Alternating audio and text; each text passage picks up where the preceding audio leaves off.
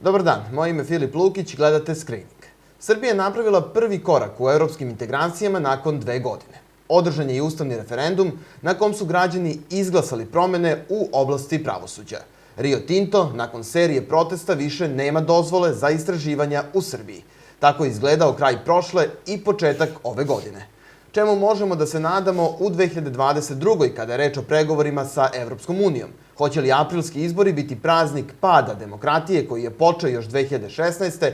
i mogu li građani ustati ne samo protiv Rio Tinta, već i protiv društva u kom žive? O svemu tome razgovaramo sa Aleksandrom Tomanić iz Evropskog fonda za Balkan. Dobar dan, Aleksandra, hvala vam što govorite za Screening. I da krenemo nekako od tih pregovora sa Evropskom unijom. Nakon 2 godine Srbija je otvorila jedan klaster, iako se očekivalo da će ih biti 2. Međutim, da li otvaranje tog klastera znači i otkočivanje procesa evropskih integracija nakon 2 godine? Dobar dan. Pa ne znam ko je očekivao 2 klastera. Znate, neko je očekivao da se neće otvoriti ni jedan klaster, tako da očekivanja su dosta nezahvalna kada govorimo o evropskim integracijama.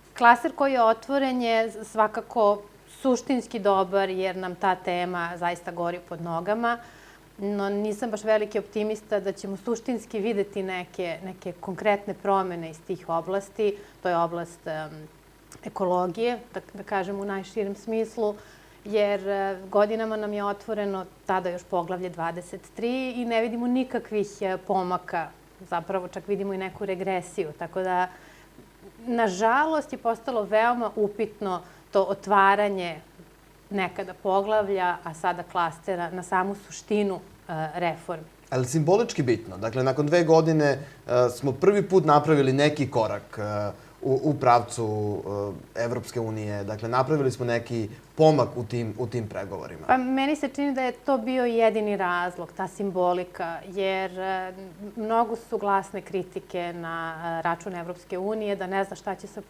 sa politikom proširenja, da je ta politika stala, mnogi kažu čak i propala. Pogledajmo samo primer Albanije i Severne Makedonije koje nikako da otvore pregovore, blokira trenutno Bugarska Severnu Makedoniju, a pošto su spojene Albanija i Severna Makedonija, obe su blokirane. Crna Gora je otvorila sve što je bilo za otvoriti, slabo nešto zatvara. Tako da je jedino ostala ova simbolika sa Srbijom da se otvori taj jedan klaster, bez obzira što je moglo da se otvori 2. Ja mislim da je taj klaster otvoren isključivo zbog tog simboličnog značaja da se pokaže da politika nije stala, nego da, eto, se nastavlja, a ne po zasluzi. I sad kad pogledamo te 2 grupe država, dakle imamo Srbiju i Crnu Goru na jednoj strani koje su slične, imamo Severnu Makedoniju i Albaniju koje nikako da otvore pregovore. Dakle, u kom se od ova 2 bloka vidi neki način, kažemo, tragedija politike proširenja i onoga što Evropska unija predstavlja danas na Zapadnom Balkanu? U tom besomučnom otvaranju, ali nikakvom zatvaranju, ili u tome što Severna Makedonija i Albanija ne mogu ni da počnu pregovore? U oba bloka se vidi. I onda imamo i 3. blok, ne zaboravimo Kosovo i Bosnu i Hercegovinu. Tako da čini se da Evropska unija trenutno nema odgovore za ovaj region. Politika proširenja u svojoj formi u kojoj je vođena nije dala očekivane rezultate. Ona je preslikana iz politike proširenja koja je vođena sa zemljama istočnog bloka, u jednom trenutku kada je bio istorijski kontekst skroz drugačiji. Jedna euforija, ujedinjenje Evrope, potpuna posvećenost tih društava i država i donosioca odluka da se priključe Evropskoj uniji. To se i desilo i ta metodologija je samo prebačena na naš region koji je pored ekonomske i političke tranzicije imao još mnogo većih izazova postratnog perioda, stvaranja nacionalnih država. I čini mi se da smo i mi ovde pogrešili jer smo ceo fokus napora stavili isključivo na proces evropskih integracija, a ne na suštinu koja je bila potrebna našim društvima. I sada vidimo rezultate toga. U međuvremenu Evropska unija više nije taj svetionik vladavine prava, demokratije, slobode medija i dolazimo u tu bizarnu situaciju da neke države članice koje su kao prijatelji proširenja zapravo nisu prijatelji Evropske unije, jer gaze vrednosti Evropske unije, imaju velike probleme sa vladavinom prava i slobodom medija u sopstvenim državama, a države kojima je stalo do tih vrednosti su nekako našle sebe u košu protivnika proširenja. Tako da mislim da nam tu treba jedna redefinicija. Kada se kažu vrednosti Evropske unije, svi već prevrnu očima i kao to je prazna priča. Mislim da neko može samo toliko da omalovažava te vrednosti o kojima govorimo ili ko direktno ima koristi od toga što ih nemamo ili ko nikada nije živeo bez tih vrednosti. To kao od vrednosti se ne živi. Ali čak i ako pogledamo ekonomiju, naš region je otvorio tržišta za Evropsku uniju kroz sporazum o stabilizaciji i asocijaciji. I ako se podsjetimo, Evropska unija ima strukturne i kohezione fondove koji su i nastali da bi nivelisali te razlike za svoje tada nove članice, Grčka, Španija i tako dalje. Jer kada otvorite tržište, a nemate isto razvijene privrede, ova slabije razvijena svakako je u lošijoj poziciji od jače razvijenih i to se nama dešava evo već jako dugo godina, jer ti instrumenti nisu trebali nikada tako dugo da traju od njihovog stupanja na snagu do pridruživanja i pristupu kohezionim fondovima da bi se to nivelisalo. Postoje veoma konkretni i brojevi i proračuni. Nažalost, o tome se premalo govori. IPA kao finansijski instrument svakako nije dovoljan da to niveliše.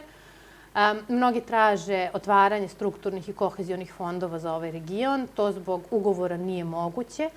Ali mislim da Evropska unija mora da zaista se odluči šta želi sa ovim regionom. Ako je politika proširenja u krizi, a to de facto jeste, ona mora da nađe drugu vrstu odgovora. Ako želi da spreči potpuno osiromašenje i depopulaciju ovog regiona, ne možemo da pristupimo kohezionim i strukturnim fondovima, ali videli smo kreativnost država članica nakon finansijske krize 2009. pa čak i sad tokom pandemije za nove finansijske instrumente i mehanizme za sopstvene članice. Tako da, ukoliko bi postojala politička volja, pogotovo trenutno kada ima novca i novac je jako jeftin, moglo bi da se nađe rešenje. Ekonomski investicioni plan to svakako nije. To je 9 milijardi za 6 zemalja za 7 godina. Kad se to izračuna na godišnjem nivou, to je daleko od toga da je dovoljno da niveliše sve veće razlike. Spomenuli ste dva bitna elementa. Jedan se odnosi na to da je Evropska unija u konfuziji zapravo šta raditi sa Zapadnim Balkanom i nekako mislili smo nakon one Junckerove komisije i nesrećne izjave da neće biti proširenja u mandatu te komisije, što je tehnički bila istina. Došla je nova komisija, von der Leyen, koja je trebalo da bude geopolitička komisija, da vrati Evropu tamo gde pripada i svi su očekivali nekako da će Zapadni Balkan biti ta pokazna vežba kako će ta Evropska komisija biti geopolitička. I evo sada čini se nikad veća konfuzija u Briselu šta raditi sa regionom. Dakle, kako smo došli od geopolitike do konfuzije? To je svakako odlično pitanje. Ja ne znam da li ću uspeti da odgovorim na njega. Očekivanja su bila velika nakon te izjave i podsjetit ću, Juncker nije samo rekao na početku svog mandata neće biti proširenja. Nakon te izjave je nastao berlinski proces kao neki mehanizam da se smanji šteta, nego je na kraju svog mandata komisija izdala strategiju sa nekim datumom koji je zapravo uplašio države članice, a svakako je već tada bio nerealan, jer mi kao region nismo spremni. Tako da je jako puno grešaka načinjeno. Ovo sada što vidimo, komisija Ursula von der Leyen svakako neće ispuniti sopstveni cilj da bude geopolitička, jer ako ne uspeva da... Jer mi nismo susedstvo, mi nismo rub Evropske unije, mi smo okruženi Evropskom unijom i ako se ovaj region, zato sam spominjala i ove finansijske mehanizme, znači nama treba jedan strateški pristup. Tu onda dolazimo i do bezbednostih pitanja. Znači, zaista postoji mnogo razloga zašto bi Evropska unija trebala strateški da se pozabavi nama i da nađe odgovore. Ja mislim da ih ima, ali mislim da je trenutno blokirana sama sa sobom, jer nema tu homogenost koja je nekada bila dok je bila manja. Previše je kriza. Od pandemije do Ukrajine, znači zaista mislim da možda čak ni ne postoje kapaciteti za sve probleme, a mi, nažalost, idemo ka tome da ćemo isplivati na prioritetna mesta rešavanja kriza. To znači da nam je potrebna kriza u regionu da bismo došli na listu prioriteta. Tako se čini. A mi, hvala Bogu, ka tome idemo, tako da... Drugi segment koji ste spomenuli jeste ta finansijska pomoć. Dakle, ako se setimo onog predloga nove metodologije koji je Francuska tada nominovala, tu je jasno stajalo da bi zapravo zemlje koje pregovaraju nakon zatvorenog klastera tada dobijale određene pristupe fondovima Evropske unije kao da su članice. Međutim, to je nekako brzo izletalo iz tog predloga i došli smo do ovog koji je usvojen, a koji kaže da države napreduju postepeno u određenim oblastima i da će postojati neke finansijske nagrade i kazne za one koji bolje, odnosno lošije pregovaraju. Zbog čega mislite da Evropska unija novac više ne prepoznaje kao taj osnovni instrument kako može rešavati stvari ovdje na Zapadnom Balkanu? To su uvek političke odluke i sve ovo što ste naveli zahteva konsenzus. A malo pre sam spomenula da imamo zaista podeljenost u smislu pristupa regionu, prijatelji, proširenja, ja bih rekla lažni prijatelji i ovi drugi. Sve te odluke kažnjavanja bi zahtevale konsenzus koji trenutno je nemoguće postići. A znate što mnogi kažu? Kako je moguće, i u slučaju, na primjer, Severne Makedonije, malo ko veruje da Bugarska ta koja zaista blokira Severnu Makedoniju. Dakle, ukoliko Francuska i Nemačka se dogovore da neke stvari treba da se urade, verovatno ostale države moraju da prate. Ukoliko su Nemačka i Francuska odlučne da to sprovedu. Dakle, možemo misliti da Mađarska i Poljska blokiraju neke odluke unutar Evropske unije kada je reč o regionu, o finansijskoj pomoći, o proširenju? Pa mislim da to dosta pokazuje shvatanje konsenzusa i demokratičnosti ako mislite da samo Francuska i Nemačka odlučuju i da svi ostali moraju da slušaju. Znači, Evropska unija je ravnopravna konstrukcija svih 27 i svaki glas je isto vredan. Naravno da tu onda ima dogovora, pregovora, glasat ćemo za ovo, učinit ćeš mi uslugu ovde, ali to je sve deo politike, ali to omalovažavanje manjih članica mislim da nas je i dovelo do ovde i do činjenice da čak nijedna Nemačka i Francuska ne mogu da deblokiraju bugarski veto. Jer Bugarska, podsjetimo se, ima sopstvene i vanredne izbore i unutrašnje probleme i to njih trigeruje, tako da... Dakle, mislite da tu nema prećutne saglasnosti većih članica? Ja mislim da trenutno, vezano za Severnu Makedoniju, apsolutno ne.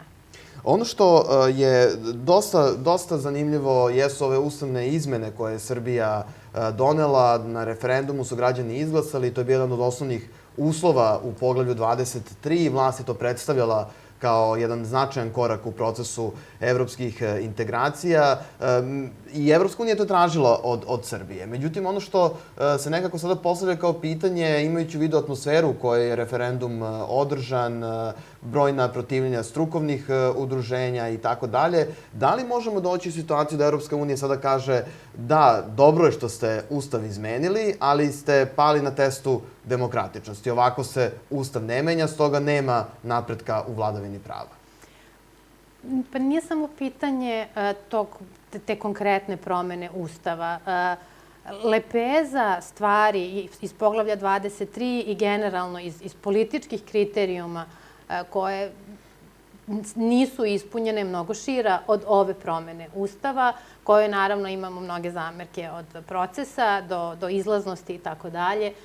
Tako da mislim da ne treba previše očekivati sad od ovog jednog koraka, u celoj lepezi, potrebnih koraka ka zaista nekom progresu. I malo pre ste spomenuli Crnu Goru i Srbiju.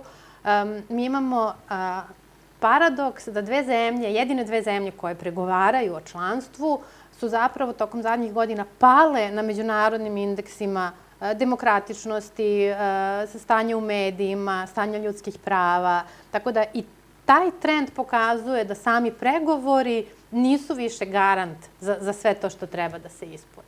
Vidimo i političku krizu u Crnoj Gori koja također na neki način može da predstavlja i taj pad demokratičnosti ako pogledamo da taj politički sistem ne funkcioniše suštinski od izbora i kada je promenjena vlast. Evo, bit će već skoro 2 godine kako postoji takva situacija.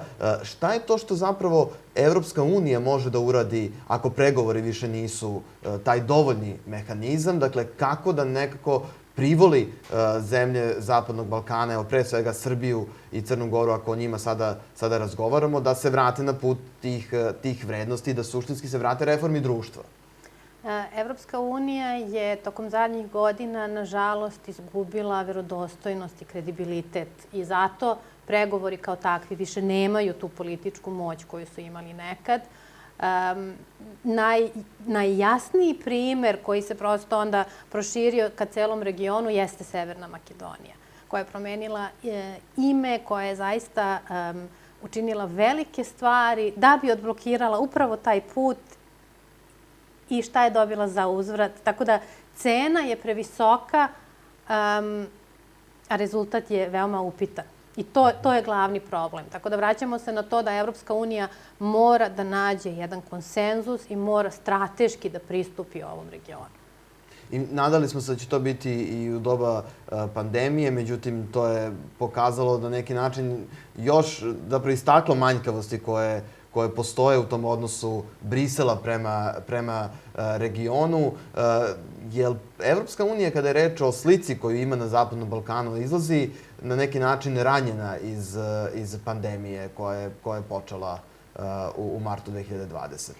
Evropska unija već godinama i pre pandemija i tokom pandemije ima problem sopstvene komunikacije. Evropska unija je najveći donator u ovom regionu i svakako nekako javna percepcija ne prati te činjenice. To pokazuju mnogobrojna istraživanja da neke zemlje koje apsolutno nisu ni relevantni statistički kao donatori imaju mnogo veći ugled od Evropske unije, tako da to je veliki problem Evropske unije, ali to je veliki problem Evropske unije i unutar Evropske unije. I nekako se uvek krivi ta Evropska unija koja je tamo negde apstraktna za nacionalne probleme, kako samih članica, tako evo i zemalja u našem regionu.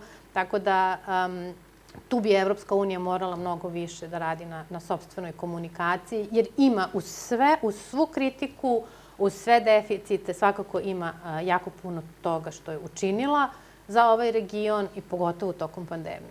A jel smo došli u situaciju kada zapravo političke elite u regionu, dakle Srbija nije jedinstven primer kada je to u pitanju, svoje političke poene i izbore najlakše mogu da dobiju ukoliko upravo udare po Evropskoj uniji?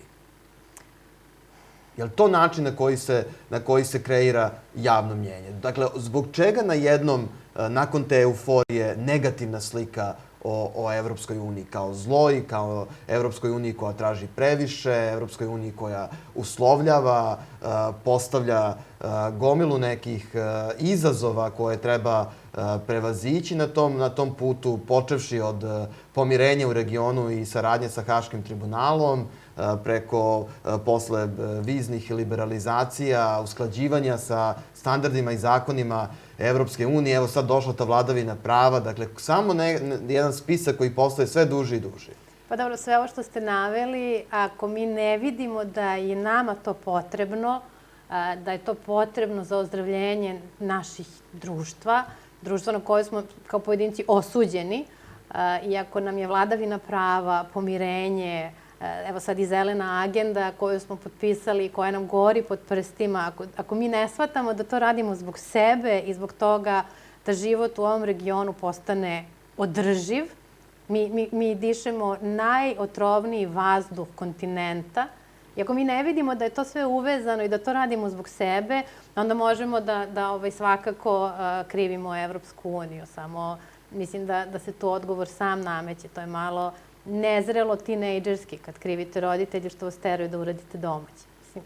I zelena agenda svakako jeste jedan veliki domaći koji bi region trebalo da uradi pre svega zbog sebe. Dakle, da krenemo od tog momenta otvaranja klastera koji se odnosi na zelenu agendu u slučaju Srbije. Dakle, u tom momentu su postojali veliki ekološki protesti svuda po Srbiji i mnogi su govorili kako se Evropska unija zapravo smeje u lice onima koji su izašli na ulice zbog lošeg vazduha, zbog Rio Tinta, zbog zagađenja reka i tako dalje, upravo otvarajući taj taj klaster o ekologiji. Dakle, jel to treba tumačiti na taj način ili je Evropska unija sebi time dala mehanizam koji bolje može da kontroliše stvari u ovoj oblasti kada je reč o Srbiji?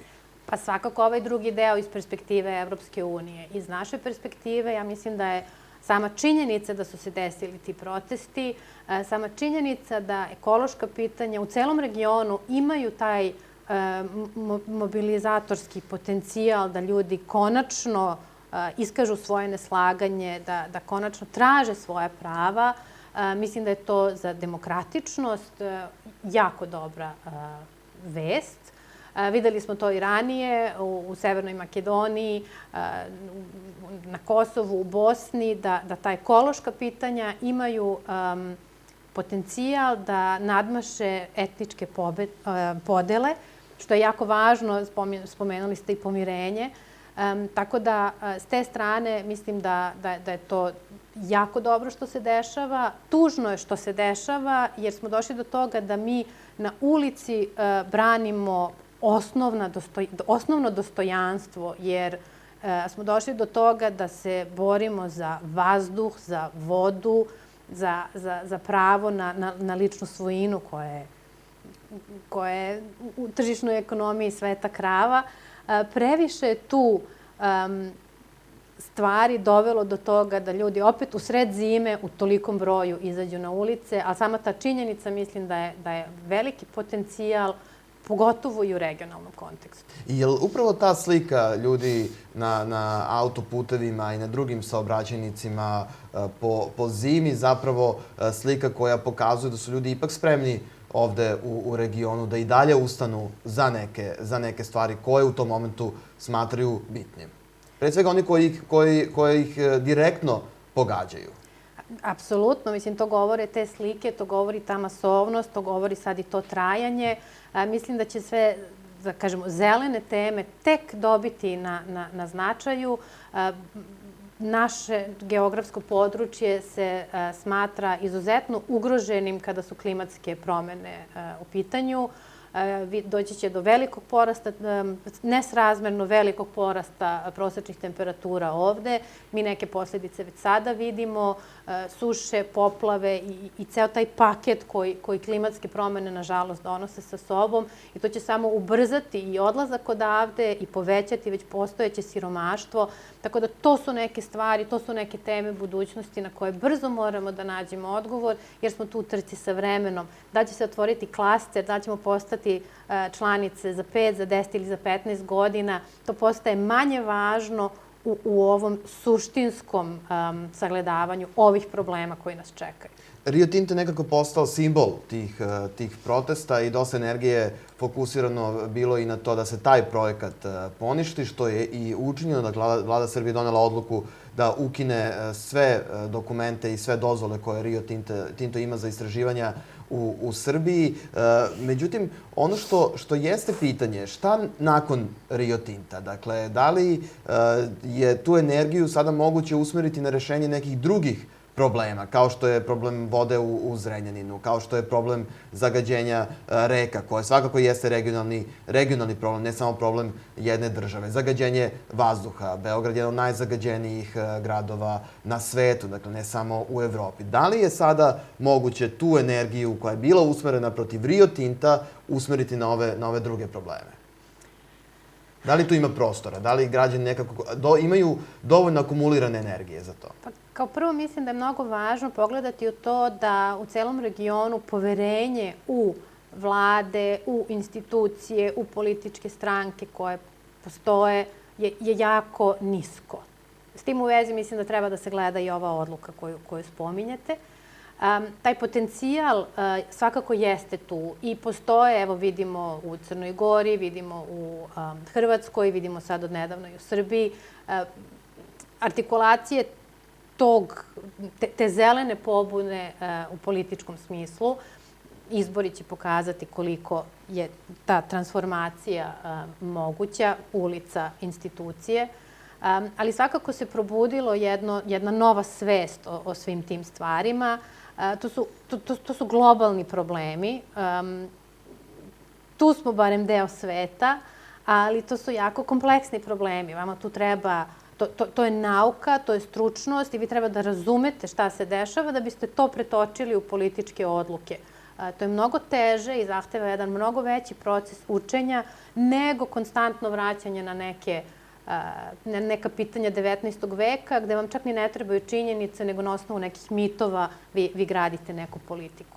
Čuli smo od predstavnika da je tako nazovemo nove zeleno-leve koalicije ili zeleno-ljubičaste koalicije, kako je nazivaju u Srbiji, koja će izaći na izbore, da je zapravo ključ rešenja u jednom regionalnom povezivanju i da se zapravo ekološka stranka ne može praviti samo na nivou jedne države i da je potrebna saradnja kroz čitav region. To nekako i mi spominjemo mnogo puta. Da li je to zapravo ta jedna nova politička snaga koja bi mogla da region možda dovede do tog konačnog pomirenja koje je počelo pre koliko godina još nije završeno, ali i do ne možda rešenja ekoloških problema, ali do jednog značajnog koraka ka njihovom rešavanju? Pa, svakako je to jedna lepa slika budućnosti.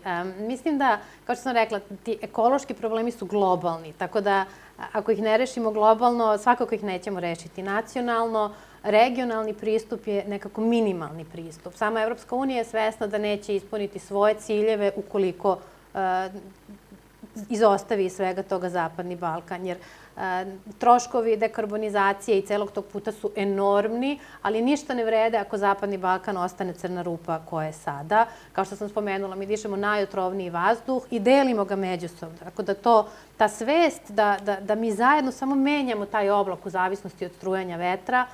Mi pokušavamo, baš trenutno teče kampanja Ujedinjeni Balkan za čist vazduh, gde pokušavamo zaista tu solidarnost, da imamo iste probleme, da mnogo više toga delimo nego što nas razdvaja i da to konstantno razdvajanje zbog nekih, pre svega, mitova iz prošlosti služi veoma malom broju ljudi, a velika većina ima samo negativne posledice. Tako da regionalna solidarnost u svim aspektima mogućim, mislim da je to jedini ključ za ovaj region, posebno imajući u vidu da je punopravno članstvo Evropske unije u nekoj veoma neizvestoj budućnosti. Spomenuli ste inicijativu Ujedinjeni Balkan za čist vazduh, druga godina kako se ta kampanja sprovodi. Dakle, šta podrazumeva? Koji je koncept tog Ujedinjenog Balkana? Kako se to Ujedinjeni Balkan bori za čisti vazduh? Kampanja je počela prošle godine i prošle godine nam je cilj bio isključivo da informišemo ljude o zagađenosti vazduha. Nekako svi smo znali već decenijama unazad da je Sarajevo zagađeno, da Skoplje ima problem, Priština.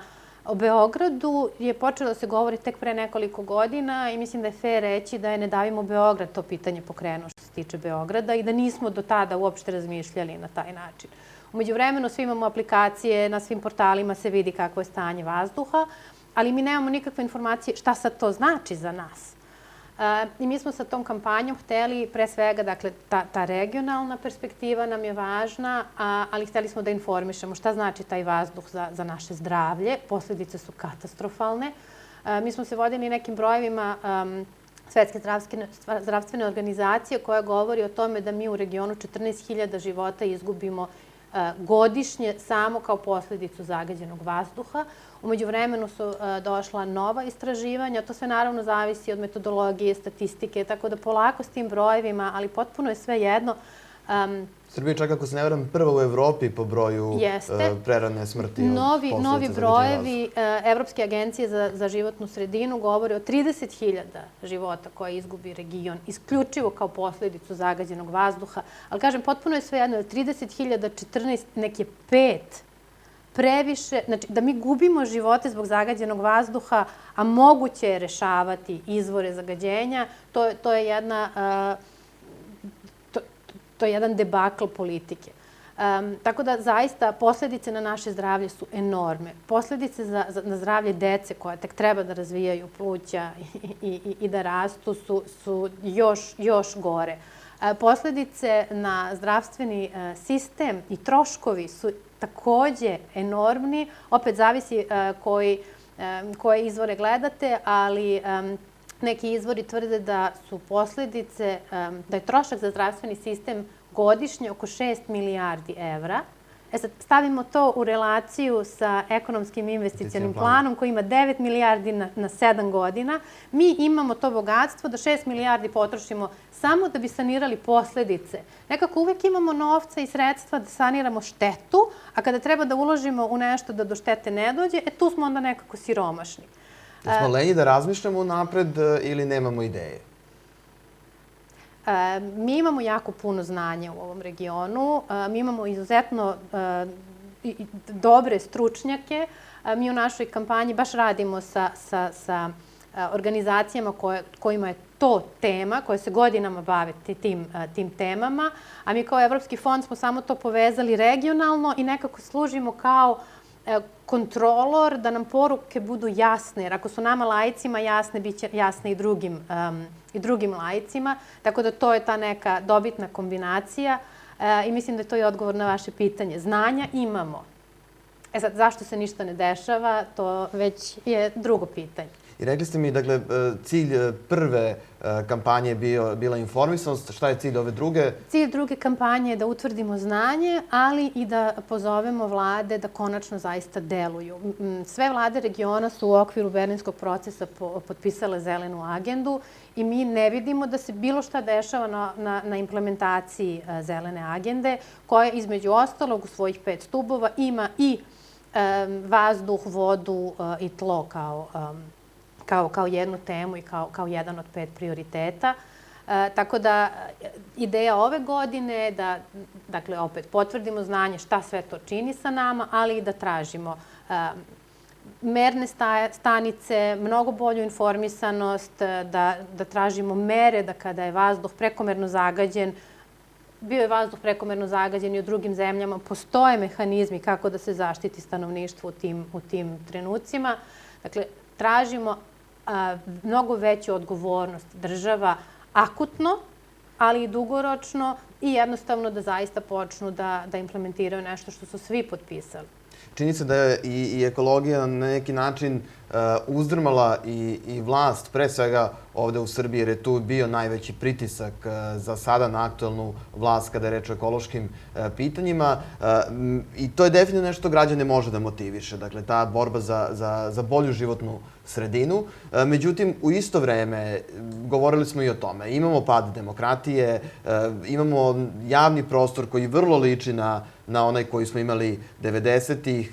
Rečnik u javnom prostoru se vraća u te neke nacionalističke okvire, ne samo u Srbiji, već i u Bosni i Hercegovini i na Kosovu. Dakle, postoji problemi u Severnoj Makedoniji oko pregovora sa Evropskom unijom, što takođe neki način motivišete tu nacionalističku retoriku. Dakle, da li je to nešto što građane može da motiviše da izađu na ulice kao što su nekada izlazili kako bi se borili protiv tadašnjih režima? Vidimo da se to već dešava. Ali samo na osnovu ekologije. Dakle, da li je to što građani u ovom momentu imaju javni diskurs u kom vidimo nazivanje ljudi stranim plaćenicima, izdajnicima, u kojima se u parlamentu govori tako i o sudijama, o svima koji ne misle na isti način kao vladajuća većina. Dakle, da li su to stvari koje mogu građane da motivišu? Pa sve ovo što ste opisali, vi ste zapravo opisali zarobljenu državu, koja je, sama Evropska komisija je to konstatovala još pre 4 godine i na kraju se kao rezultat te konstatacije se apsolutno ništa nije desilo, nego se pravimo da proces ide dalje, izmišljamo nove metodologije, otvaramo klastere ili ne. Građani, mislim da, kao što sam spomenula ranije, došlo je do toga da se na ulici brani najosnovnije dostojanstvo. Mene čudi, na primjer, mene ne čudi što su građani sada izašli, mene čudi što u Zrenjaninu građani ne izlaze 18 godina. Tako da ja bih malo to drugačije postavila.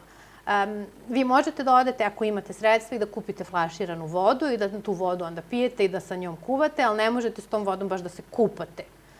Kad pričamo o vazduhu, stvar je još očiglednija. Vi morate da otvorite prozor, da provetrite, pogotovo sada, dok živimo u sred pandemije, kao kad treba puno da se vetri. Mi ovde živimo situaciju ili će vas ubiti virus unutra ili će vas ubiti vazduh kada otvorite prozor. Tako da izaberite šta vam je lakše. Činjenica da su ljudi počeli da se bude i bune protiv toga, mislim da je veoma obećavajuća za demokratičnost. A možemo li da očekujemo da se ljudi pobune zbog toga što se ne osjećaju delom Evrope? Zbog toga što se u svemu onome što vidimo, to nisu slike koje podsjećaju na razvijene demokratske države Zapadne Evrope, kojima smo krenuli da težimo 2000-ih. To je toliko davno, ne znam ko se toga još seća. Pa mi jesmo deo Evrope, mi nismo deo Evropske unije i mislim da je mnogo važno tu biti precizniji. Mi sami sebe večito guramo u neki ćošak, mi smo deo Evrope. Pogotovo nakon ukidanja viza mi možemo slobodno i da putujemo. Kroz medije mi smo deo te Evrope. Ja mislim da mi sami sebe mnogo više ograničavamo u tome nego što smo sa druge strane gurani. Mnogi kažu putujemo u jednom pravcu nakon ukidanja viza, ali dakle, spomenuli ste to kako smo deo Evrope, ne Evropske unije. Volio bih jednu temu da vrlo kratko prokomentarišemo, odnosi se na konferenciju Budućnost Evrope koja je pokrenuta, koju smo nekako već svi i zaboravili. Dakle, konferencija na kojoj bi trebalo da se raspravlja o tome kako Evropska unija, ali i Evropa izgledaju u budućnosti. Zapadni Balkan, nažalost, nije formalno deo te konferencije, ali je pozvan da učestvuje i da da svoj doprinos. Dakle, kako to takav Zapadni Balkan koji sam sebe, kako ste rekli, gura van te Evrope i Evropske unije može da doprinese razvoju buduće vizije? U nekom trenutku razgovora ste spomenuli simboliku. Mislim da je velika šansa propuštena time što se Zapadni Balkan nije formalno uključio u konferenciju o budućnosti Evrope, baš zato što se zove konferencija o budućnosti Evrope, a ne konferencija o budućnosti Evropske unije. I baš zato što je u tom trenutku kada je ona pokrenuta, ceo proces proširenja već bio u dubokoj krizi. Mislim da se propustila ta šansa da se zaista pokaže da se ovaj region smatra budućim članicama, kad god to bilo.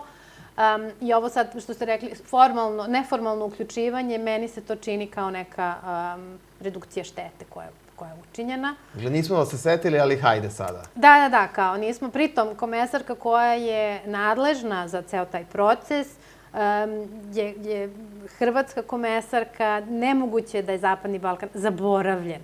Nije. Dakle, to je bila svesna odluka koja je posle se ispostavila štetna, pa ćemo neformalno, pa ćemo, mislim, postoje tu sad i zaista i mogućnosti kako da se formalizuju inputi odavde, ali mislim da to je jedna velika prokockana šansa. Sama konferencija je trebala da traje 2 godine, pa je zbog pandemije skraćena na godinu dana, pa sada dolaze do saznanja da godinu dana nije dovoljno, pa će verovatno trajati 1,5 godina. Nije dala rezultate ni unutar Evropske unije koji su bili očekivani i nije sama sebi pre pokretanja dala odgovore na koji način će onda rezultati koji budu na kraju procesa na stolu, na koji način će oni naći upliv u razvoj politika. Tako da previše je otvorenih pitanja, vidjet ćemo kuda ide, ali ta simbolika koja je tu propuštena, mislim da je to najveći minus tog procesa. Aleksandra, hvala vam mnogo na razgovoru. Hvala i vama, bio je ovo Screening.